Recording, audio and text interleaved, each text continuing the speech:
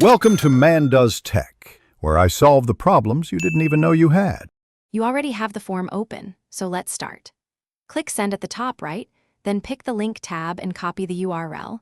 This is the address the QR will encode.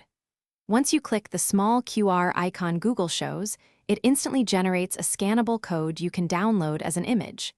Make sure the form is set to accept responses and any required questions are in place before generating so the QR points to the correct, final version. Once you need pre-filled answers, select the three dots and choose Get Pre-filled Link. Fill fields and submit to capture a custom URL.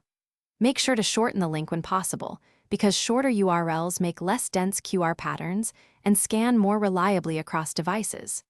After creating or editing a pre-filled link, click the QR icon again to generate a new image. If you change form settings, like requiring sign-in, regenerate the code. Now place the downloaded QR where people will scan it, on slides, posters, or an email.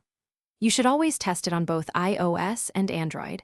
Open the camera or a QR app and confirm it opens the correct form URL and accepts submissions. If it doesn't work, check that the link uses HTTPS, avoid multiple redirects, increase the printed size and contrast, or create a shorter pre-filled URL and regenerate the QR to eliminate dense patterns that.